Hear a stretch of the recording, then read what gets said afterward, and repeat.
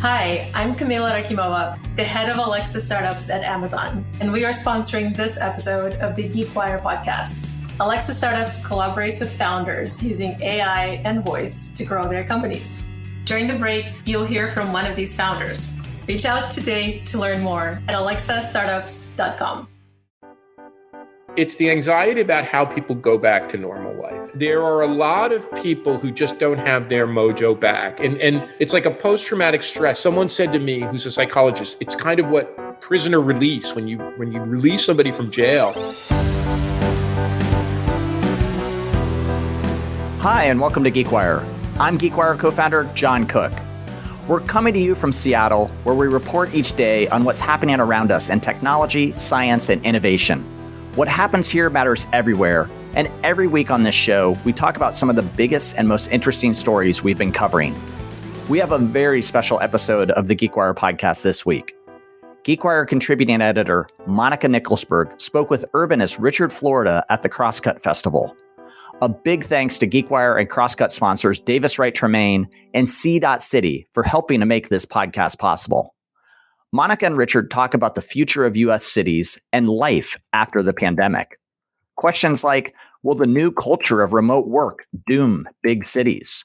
Why are tech entrepreneurs moving from traditional liberal cities to places like Texas and Florida?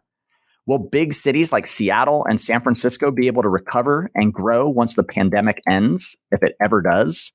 And much, much more. It's a lively discussion about issues that people in Seattle and elsewhere are talking about. And now, here's Monica Nicholsberg. Hello, and welcome to Crosscut Festival.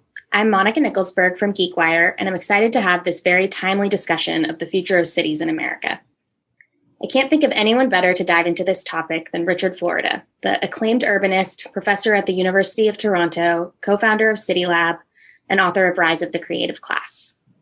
I'd also like to thank our sponsors, Davis Wright Tremaine and C.City, for making this session possible. Richard, thanks for being here. Oh, it's great to be with you, Monica. Thanks for having me. Absolutely. So I want to start out with a topic that's inspired a lot of hand-wringing and anxiety over the past year, this idea of the urban exodus. So much ink has been spilled over this fear that the pandemic is going to hollow out our once thriving cities. And I know this is something that you've researched and studied quite a bit. So how worried should we be about this trend? Not. And I'm just amazed at the amount of gloom and doom pessimism that a pandemic like COVID-19, it's amazing. Like if you cycle back 13 months ago or so, roughly a year plus to last year, it was like, our cities are dead. They'll never come back. Like it was headline after headline, urban exodus, everyone's leaving.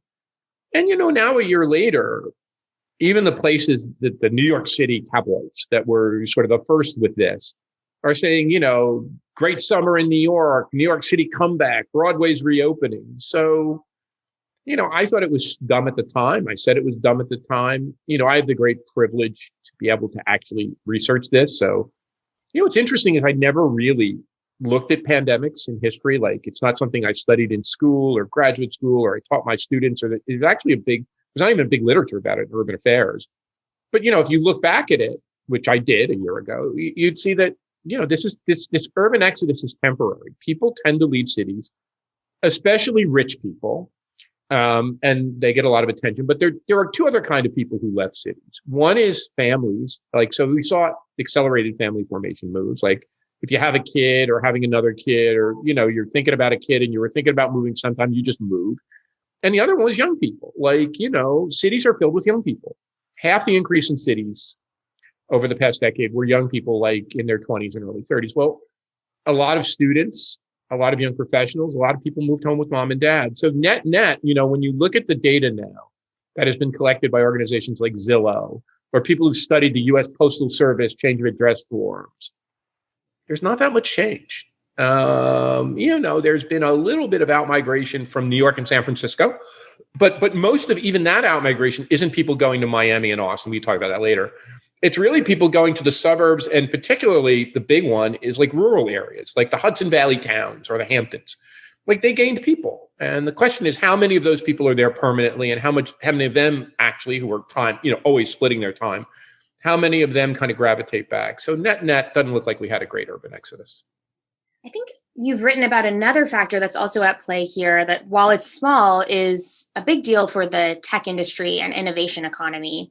So when you're talking to tech entrepreneurs and venture capitalists, the few who are leaving these liberal coastal cities, what do they say is the main driving force behind their decision?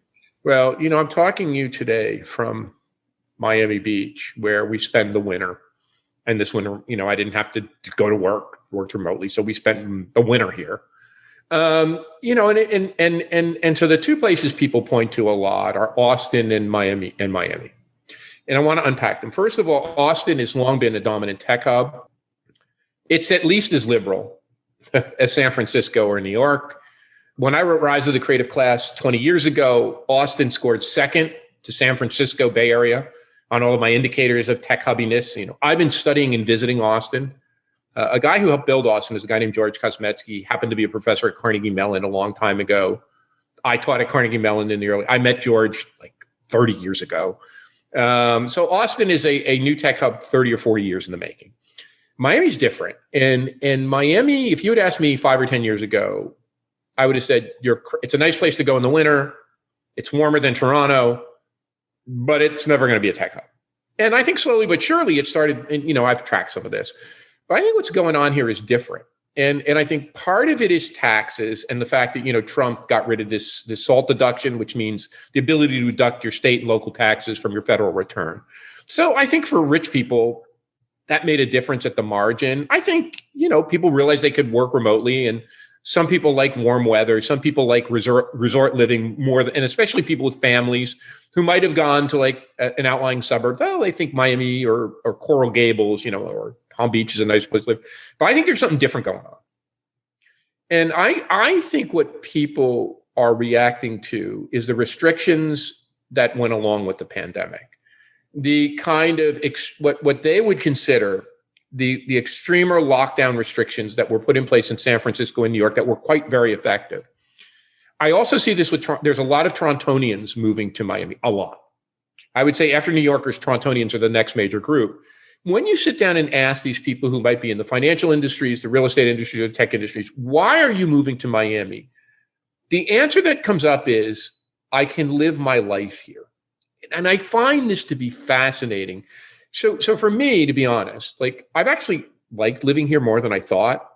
Our kids are in this little pod school and they've gone to school every day. I've not gone to a store. I did go to the pharmacy, but I'm fully vaccinated a week ago to pick up a prescription. But I haven't gone to a store in a year. I've gotten everything delivered. I'm kind of really careful. My wife's really careful. We've never been in an inside restaurant. We've only met friends outside a few times. But what these folks keep saying to us is I like my personal liberty. I like my freedom. I can manage my own risk. So I think another part of this story that no one's talking about is that Silicon Valley, when I started to study it 30 or 40 years ago, was like an open frontier where people could do anything they want. And there was Ken Kesey and the Merry Pranksters and the Grateful Dead and Jobs and Wozniak, and nobody bothered you. New York was always a place like the craziest artists and creatives and innovators went. They could do their own thing. These were places that really risk-taking people would go. I think that Miami offers them that now. It's a place that risk-oblivious people, that people who really want, and risk-taking people like entrepreneurs and innovators don't like restrictions. So I think the open climate here, the climate that allows you to manage your life or pursue your life or live your life freely is a big part of what's attracting people to Miami. So that's really fascinating. Is that a trend that we can expect to continue in the long term, or is it really tied to the pandemic and the temporary restrictions that more liberal coastal cities have put into place? This is a big question. If you believe, and I've read a lot of this, but I haven't made it. If you believe that the vaccines will get rid of this and say end of summer, it's gone, then I think all goes back close to normal. Although I think Miami does emerge as America's third great global city. I think it's New York, LA, and then Miami. Miami's just grown. It's a big city. It's 6 million plus people, the metro. It's always been a headquarters of Latin America. So I think Miami's status improves at the margin. But if you think this virus is endemic, and if you think it's seasonal and affected by cold weather, then it's a different calculus. And what got me so interested in this is, I love real estate. I'm like a real estate junkie. I read all these sites. And you read these things like, somebody bought a house on Zoom for 20 million. And then the next week you write, somebody bought a house on Zoom for 30 million. And then you read, somebody bought a house on Zoom for 50 million. Why would people on a Zoom call? That's a lot of money, even for a rich person. So my hunch was that many of these people are hedging the downside risk, that they believe that this pandemic won't be over come the end of summer, that there will be flare-ups, that there will be seasonality. So I think, when I think about this sorting that we've seen, from, talented people, if you will, high human capital people, highly educated people, techies and what I call the creative class, to the coastal cities, plus Austin, plus Denver. So the coastal cities like New York, Boston, Washington, and then, Seattle, Portland, San Francisco, LA, and then a few like Denver and, Austin in between. I think you can complicate that sort by saying now there are risk-averse places and risk-oriented places. And that we're seeing a new sorting based on that, particularly with highly ambitious, highly entrepreneurial people who tilt libertarian. I'm not saying that's everyone, but the Peter Thiels of the world who tilt libertarian. I think they are, and their counterparts in the finance markets and their counterparts in real estate, I think they are looking for places that allow them to undertake more risk. And to them, I think that's what the appeal of Florida, Elon Musk, that's what the appeal of Florida and Texas is. It isn't just low taxes. It isn't just open governance. I think it's this idea that these are places that are less restrictive. So yeah, I think we could begin to think about places in those two categories as lasting categories. And by the way, I think that innovators and entrepreneurs have always gone to risk-oriented places. I think that's what Silicon Valley was back in the 1960s. I think that's what New York has been from the 1920s, 30s, 40s, 50s, probably up until now. I think cities have always been places that risk-oriented people felt comfortable. I think that now, though, we're seeing this different sorting. And yeah, I'm not saying it's going to be lasting, but it's something we should keep our eye on.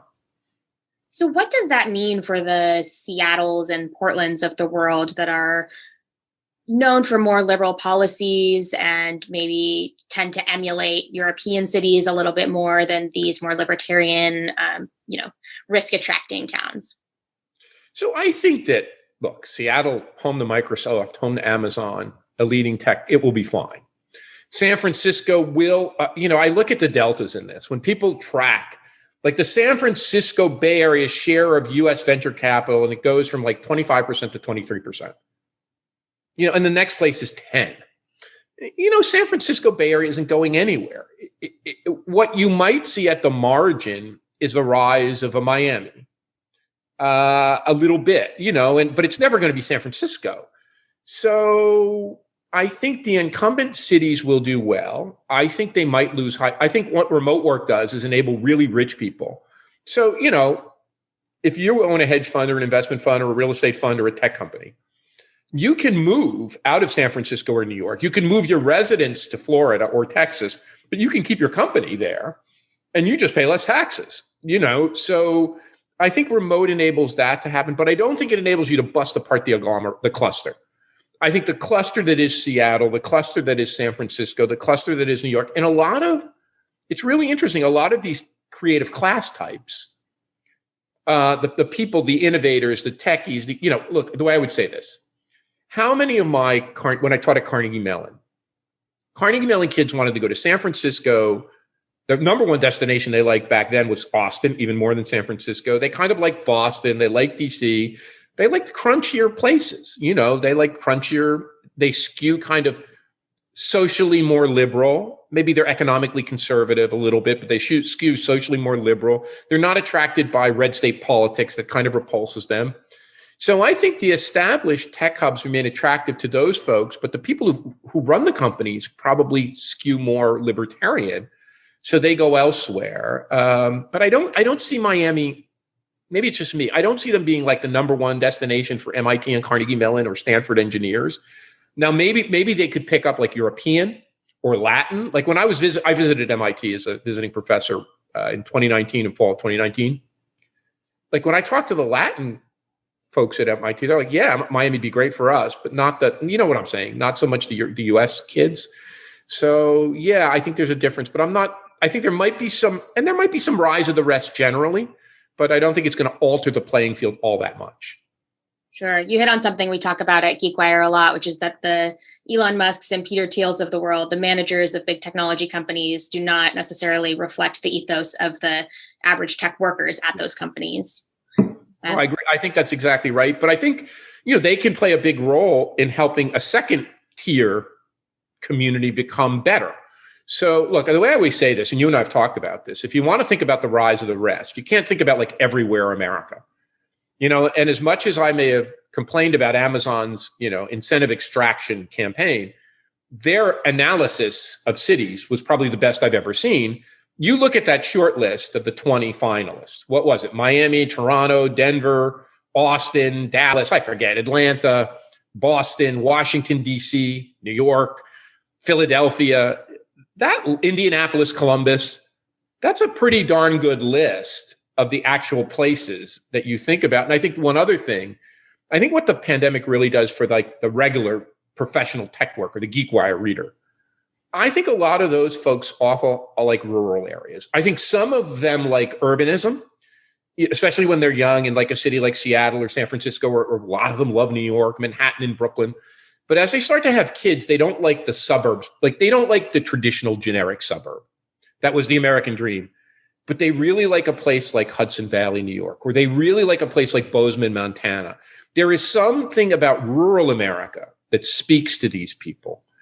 And I think that's the other part of this, that I'm seeing a lot of that group of people, once they have a family, say, San Francisco's pricey, New York's pricey. I'm going to go to this really cool, small part of rural America, but a very hip part of rural America, a Bozeman, a Hudson Valley, kind of creative class rural America, and I'm going to start my life there. I think that's the other big change the pandemic brings.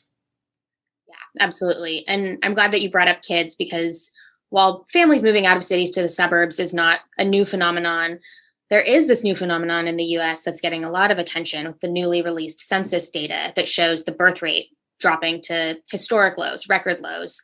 And that's more acute in cities than anywhere else. So you touched on this briefly, but I wonder if you could tell me a little bit more about why kids are disappearing from America's cities and what's lost when they do.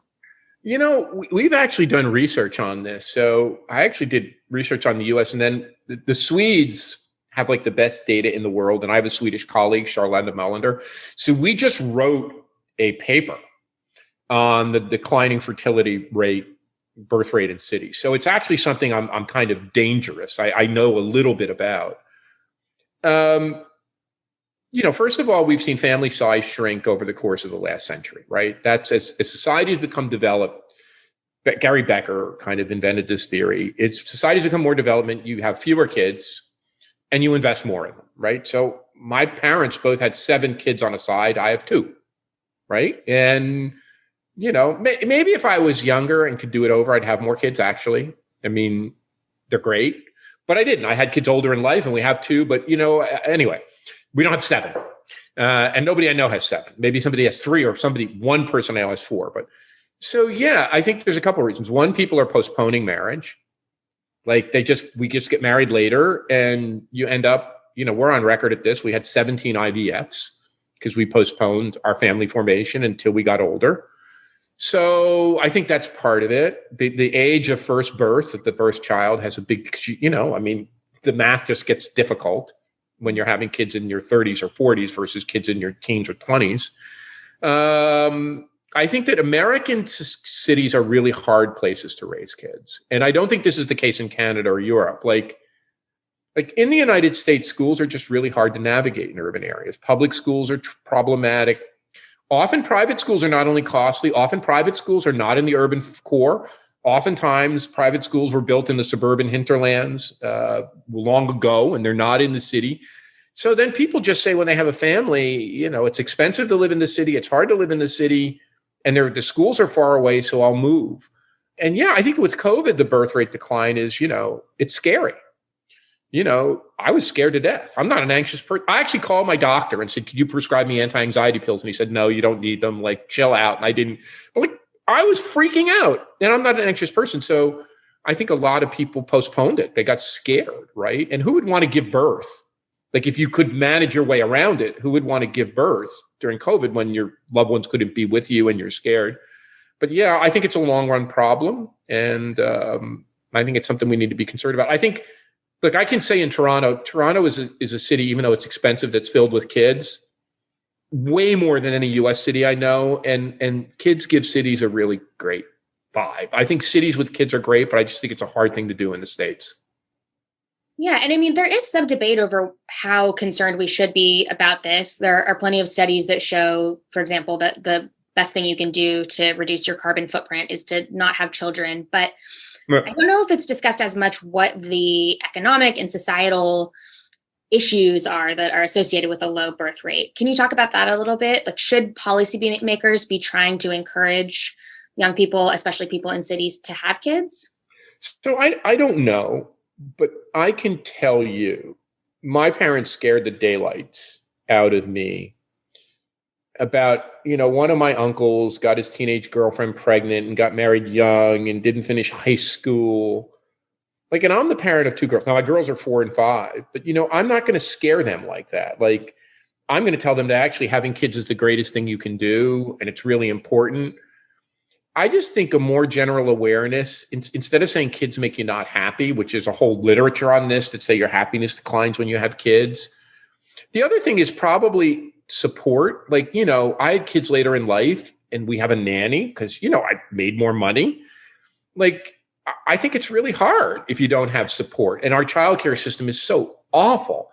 So better support, like social supports to have kids. And yeah, I just think there's a way to turn this around. I mean, we've depended on immigration, right? In America, we depended on immigrants coming here, having more kids than we do.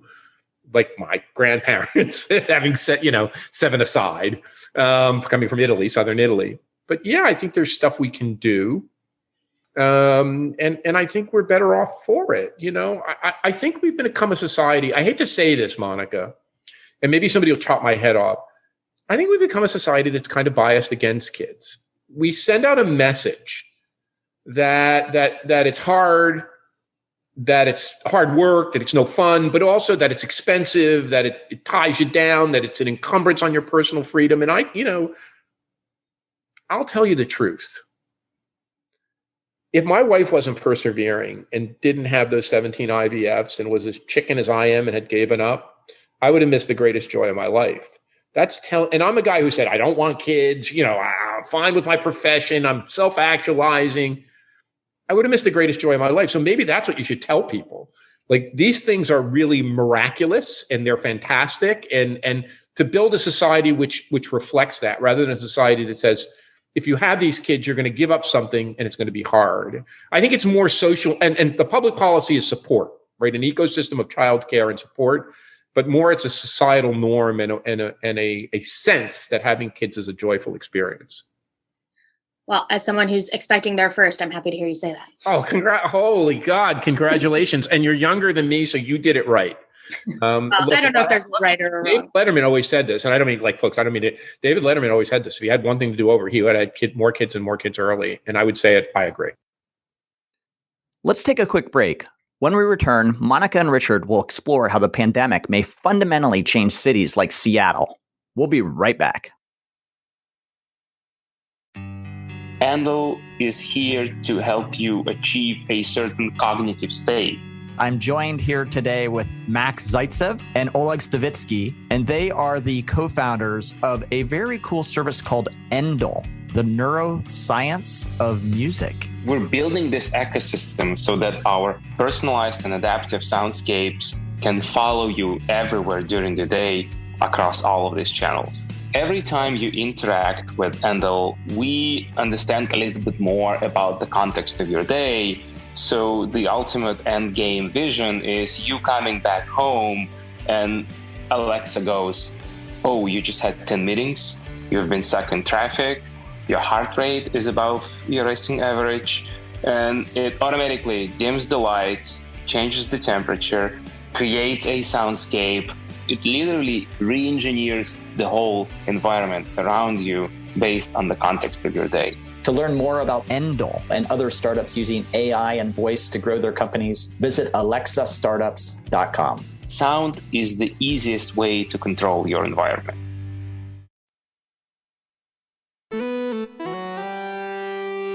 Welcome back to the GeekWire podcast. This week, we have a special episode with GeekWire contributing editor Monica Nicholsberg in conversation with renowned urbanist, writer, and university professor Richard Florida at the Crosscut Festival. Let's get back to their discussion, sponsored by Davis Wright Tremaine and C.City. Switching gears a little bit, how do you expect the pandemic to change how we think about urban planning? Like, will we be able to look back on this moment in history as a time when our cities fundamentally changed? Well, first of all, I think we've gone overboard with public health. And that's hard to say now, even when the pandemic is still so serious. But look, I think we put public health in charge of too much. And we use 19th century public health tools to address the 21st. Like we never had the ability to work remotely like this before. We never had the ability to kind of shelter in place and to understand and have delivery and to have Zoom. So look, I think the first thing we have to do is put more urban planning and more economic development in the conversation. And you can almost look at societies where public health kind of controlled the conversation and they've had more problems. So I think the follow-on, the mental health effects, the physical health effects, the 400,000 backlog procedures in Ontario, Canada, where I live, those are big. The mental health effects, the effects on kids who weren't, especially high schoolers or early college students.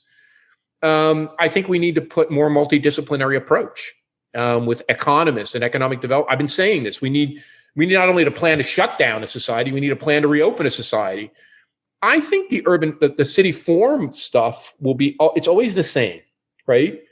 It's more light, it's more air, it's more outside. I think those are the things that will last. The restaurants outside, the more bike lane. That was the accelerant, right? That was already happening, but it's now accelerated and enabled mayors and city councils to do that. I think the big change in cities is going to be the change in the central business district. I think the central business district is kind of the last hangover of the industrial age where we packed and stacked people in these towers. And I think the central business district is going to change, and we're going to have more interweaving of living and working. I don't know if that's going to come as a result of changes in urban planning, but it's going to come as a result of changes in what we live. Like, I would say the pandemic has allowed knowledge workers, the 20% to third of us who do knowledge, professional, technical, engineering, scientific, creative work. It's enabled us to dictate the terms of work a little bit more. And I think that search for work-life balance is going to become more important. So will those knowledge worker jobs not be returning to cities, at least not to their downtown cores? Well, I think that these are changes at the margin. So let's say before the pandemic, 5% of us worked remotely full time, and now maybe 20% of us can. And the people who are likely to work remotely are like me and you. We're different ages, but you're having a child. I have 2 kids. The people who have families are more likely to say, I want to work remote. I want to spend more time with the kids. I want more space, right? Mm-hmm. I want more affordable house. That's what every survey of remote workers. I want more space. I want more affordable housing. I want to spend more time with my kids. They also is the same thing. For young people, though, who are embarking on their career, they're going to do what they've done in the wake of every other pandemic, going back to the Middle Ages, zoom back to cities, as they are already doing, because that's where the jobs are, that's where the better wages are, and that's where more young people are, dating and mating market.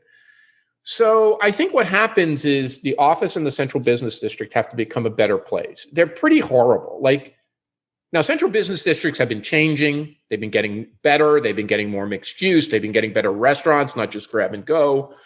But even if you look at tech companies, they're not really in the big office tower districts. They're in the neighborhoods adjacent, San Francisco's Mission and Soma. Lake Union in Seattle and those areas, not necessarily the downtown core per se. In New York, they're in Soho and Tribeca and Chelsea and parts of Brooklyn, not in Midtown in the financial district. So I think we see those central business districts start to change. And I think, I've been writing a lot about this. The office is more like a place to meet and have social context, not just plug in your laptop and sit there and work. So, and I think the whole business district becomes much more of a live-work neighborhood, 24/7, vibrant. And so your day at the office isn't a day at the office. It's like a local business trip where you go, you grab coffee, you meet with some people, you then go to the office and have a meeting, and you then, go back and have lunch with people and the same thing. And I also think the office experience gets spread out. So partly the office is in your house, partly the office is in this downtown place where lots of people come. but partly the office is a co-working space close to where you live if you live in a suburb. And, the research that comes out of this shows like 25% of people who work at home work in a co-working space. Remote workers work in a co-working space. They work in an office. 22% of them work in a coffee shop or similar. And a whole bunch of them work with somebody else in somebody else's house.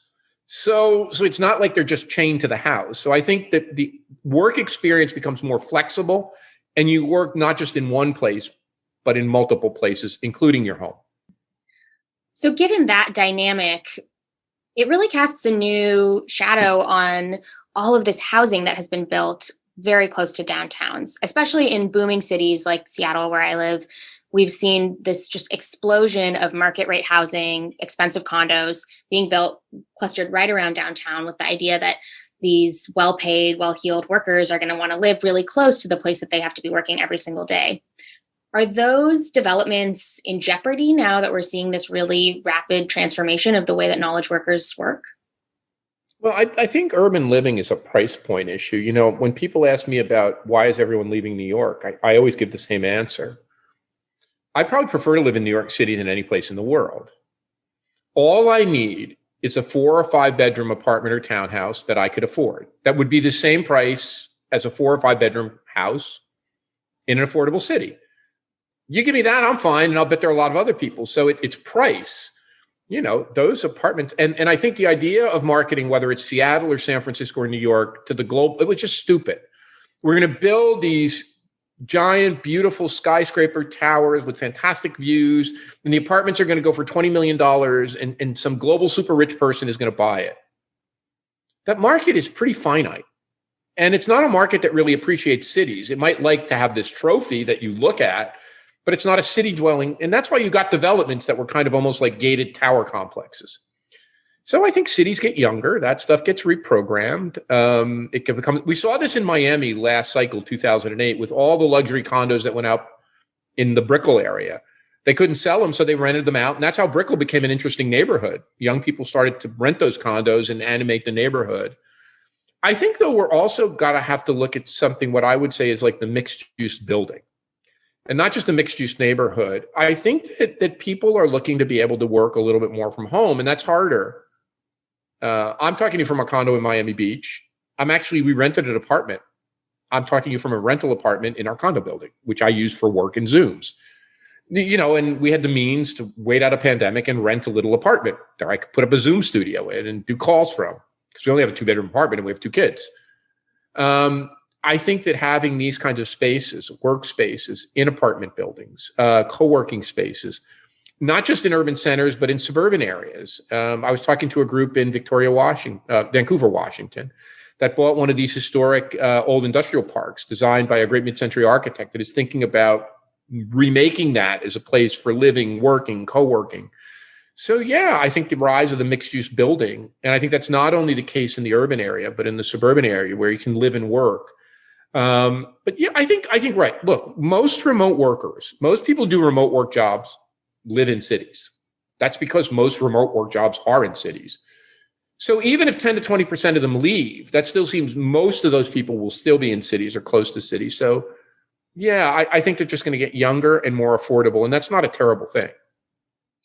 What does all of this mean for the workers whose industries depend on knowledge workers being in a physical place consistently? We're talking pretty exclusively about the creative class here, but there's a whole other class of workers whose jobs are really dependent on these predictable patterns of commuters.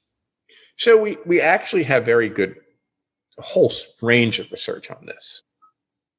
Knowledge workers have done just fine during the pandemic. I mean, wages and salaries haven't gone down. They've had much more flexibility. They've been able to work from home. There's 20% to 30% of us and the stock market's up. Their real estate, unless they changed houses, their real estate prices are up. They've done pretty well. It's really the rest of America, so-called essential workers, that have gotten decimated. And essential workers tend to be disproportionately female, disproportionately new immigrant, disproportionately Black or Latino. So from the incidence of COVID cases, COVID hospitalizations to deaths, which are any times from 2 to 5 times higher, the ability to safely shelter yourself in work, not have to work around the public or others. And I think now to add insult to these already high level of injuries, the people who get hurt in the decline of the central business district or the office district are not the knowledge workers who simply move their location of work from an office to a house and reduce their commuting expenses, so their lives might get better. It's the essential workers who work in the restaurants, retail shops, all of the service ecosystem that services that, who've been destroyed, who've seen their livelihoods destroyed. So yeah, and the research been done, the economics research was a group out of the University of California, San Diego, and elsewhere, just shows the big impact of the decline of remote work and the decline of the office district isn't on professional workers, it's on essential workers. So it's a big deal, and it's quite terrible, quite tragic. And are those jobs gone for good? I think the jobs have changed, right? I think that those jobs might be gone for a long time or changed. I don't think those grab and go restaurants are going to make it, and those low end, coffee shops. I think it's going to have to be an upgraded experience. So some of those jobs may be gone, and those jobs have shifted to delivery, to warehouse and logistics, all of the things that we've depended on. And so, yeah, some of those jobs may be gone for good, or they've been turned into other kinds of jobs. Yeah. So what can policymakers do to help those people who are not looking at a return to work anytime soon? Well, you got to give the Biden administration credit. The stimulus and bailouts and funding have done a lot to help Americans. I mean, if you had said to me two things. One, and I hate to give Trump any credit, but, with the vaccine and Operation Warp Speed, as much as it was the American private sector and innovate, we did okay, even with the worst president in modern memory. And then, fortunately, as America seems to always rise to the occasion, we elected a really good president, or some people say a transformational president. I don't know about that, but a really good, competent person who knows how government works. And we enacted, a broad set of stimulus measures to get money in the pot, more far-reaching than most European societies did. We got money in the hands of people and allowed them to survive. So I think that the national level, we've done a good thing. I think for the local level, what we've not done enough of is this. There has been a lack of awareness of understanding and planning for a post-pandemic reality. Our localities have been very reactive, very restriction-oriented. All those things were important, especially in the early days of the pandemic. But, since March of last year, I've been arguing we need plans for reopening. We need plans for post-pandemic life. We need strategies to get back up and running. We need ways to make sure our airports are safe and universities. We're getting there, but we're doing this in this more ad hoc way. So I think the most important thing our cities and metro areas can do is really focus on what this post-pandemic reality would be like. And then I think what you said, not just getting open and up and running, focusing on equity and inclusivity. And I think the big thing there was, we saw an outpouring of popular support across classes, across races, across generations that go under the banner of the Black Lives Matter movement, where people said enough is enough. This racial and economic injustice, we've had enough. We want to see it build, we want to build back better cities, to use Biden's phrase. Yeah, I think that's what we got to do, because if not, we're going to reopen, but we're going to become, what we've seen, right? Massive stock market gains, massive real estate gains, massive gains going to the 0.001%, substantial gains going to the top 20 or 30%, and then everybody else's economic fortune, while the stimulus and bailouts help, sinking, relatively speaking. So we're going to have to address that and build a more inclusive society going forward. Let's take another short break. After we return, the discussion turns to the number one challenge for U.S. cities after the pandemic. We'll be right back.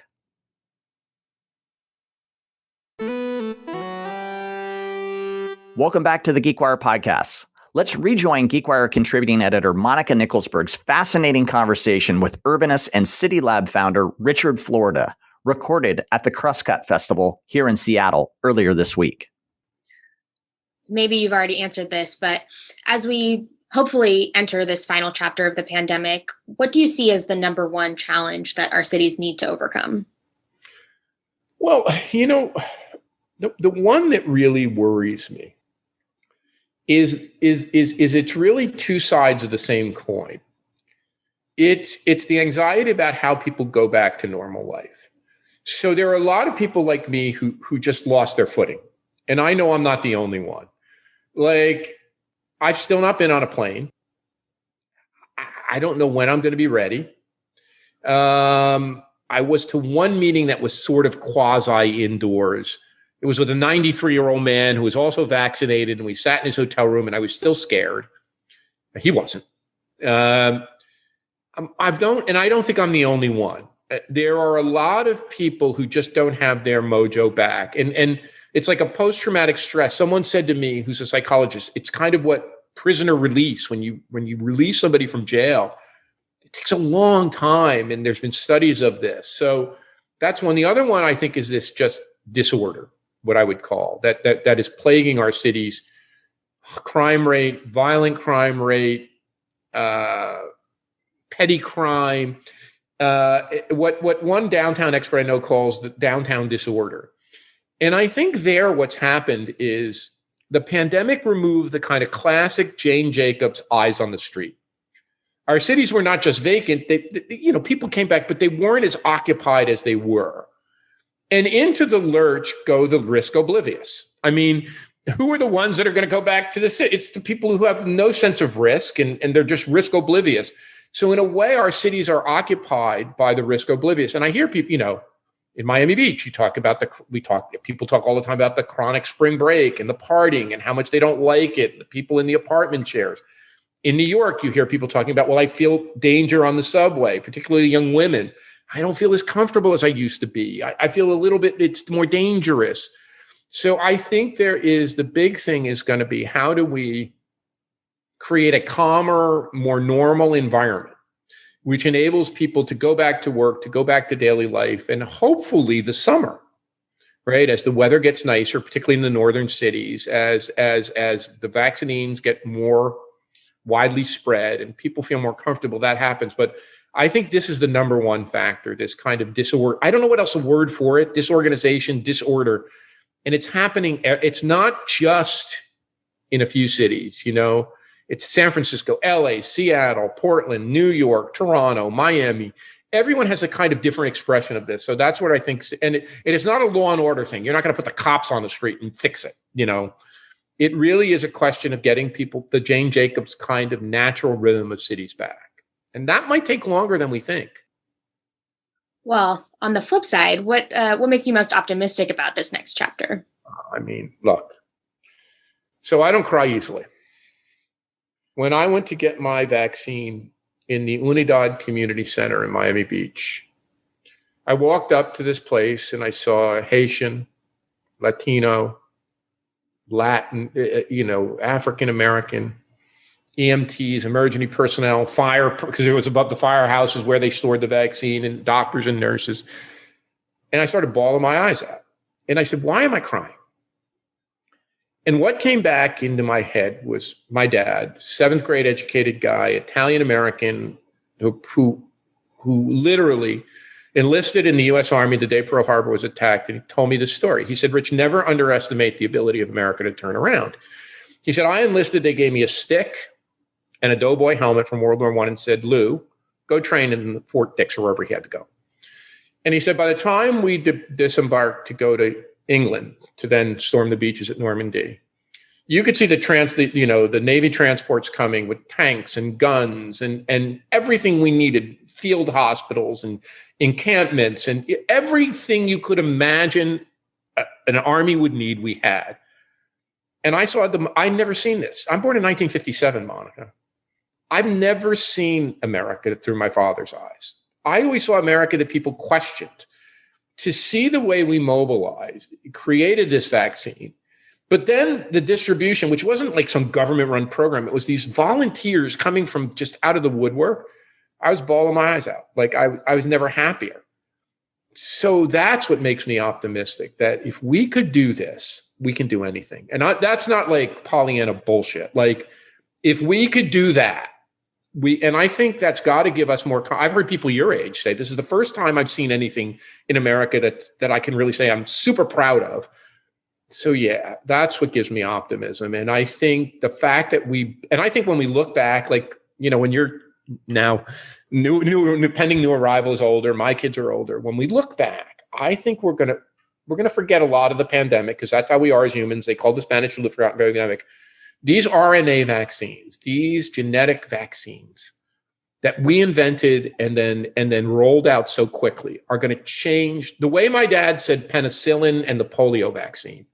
We're going to look back at this and go, this was an incredible moment of innovation. And they changed the way we treat malaria and multiple sclerosis and maybe cancer. And so, yeah, I'm optimistic. What makes me nervous is that we forget. That we have a tendency as human beings to forget the pain and suffering. And the fact that, look, we're going to go into the roaring 2020s. There's no doubt in my mind we're on the cusp of the roaring 2020s. Just wait till the summer. But, the roaring 20s was the flappers and the jazz age and the Great Gatsby and a big party. But there was a time of tremendous inequity that it took the New Deal and more to solve.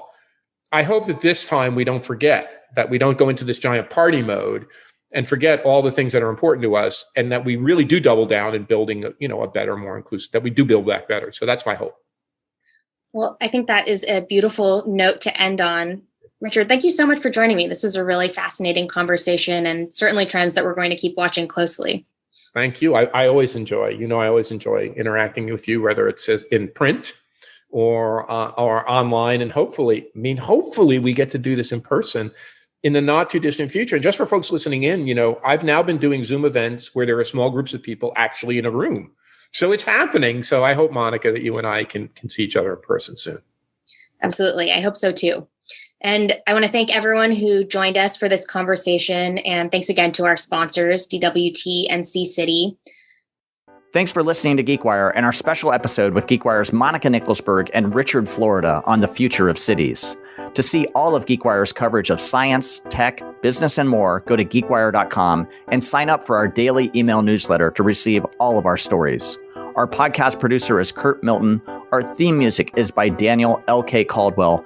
I'm GeekWire co-founder John Cook.